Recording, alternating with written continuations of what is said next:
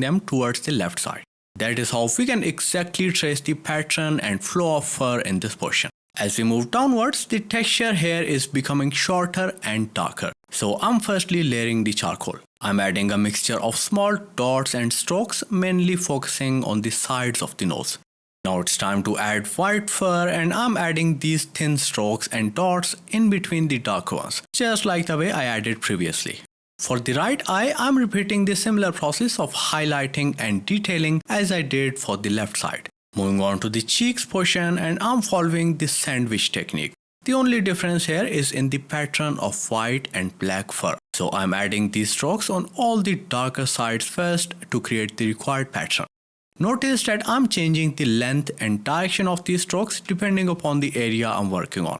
As the fur near the nose portion is smaller in length, and as we move away from the nose, it is increasing gradually. So I'm adding this base fur texture accordingly.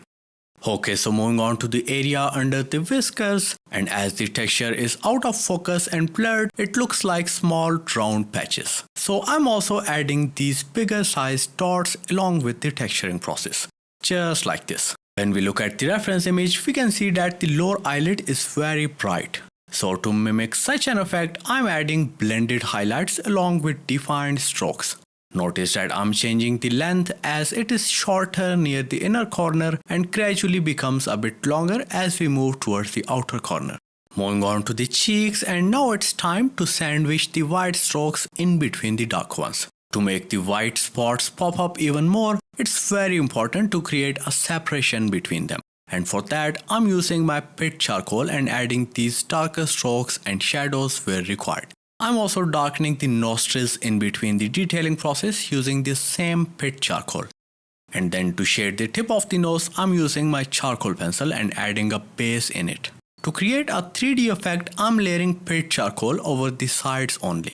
Now I'm adding a white pastel layer over the base layer, mainly focusing onto the center portion. The sides are looking a bit bright, so I'm going over the edges in small circular scribbling motions using the charcoal pencil. This will create a 3D highlight which is brighter from the center and softer from the sides. Now to blend the edges of this highlight, I'm using my charcoal pencil and going all around it with a very light pressure. Also notice that I'm adding this layer in circular scribbling motions to achieve a blended look. Now to make it realistic, I'm adding these small dots of variable sizes using a sharp tip white pastel pencil. Moving on to the cheeks portion, and I'm adding a darker base of texture just like the way I did earlier for the left cheek. Keep on layering these black and white strokes until you achieve the desired results. Now let's add the whiskers, and I'm firstly adding directional lines using an electric eraser. Starting from the left side and gradually flicking my eraser as I move towards the mouth portion to avoid blunt ends. I'm keeping the length and direction of these strokes random to achieve realistic results. Too much uniformity in such strokes takes the essence of realism away from the drawing. And then add white strokes over the directional lines very carefully. This will remove the extra charcoal from the paper and allow the white pastel to stick to it, resulting in a brighter stroke. Now to make these whiskers more realistic and detailed, I'm adding these darker whiskers in between the white ones using a pit pastel. Just like this.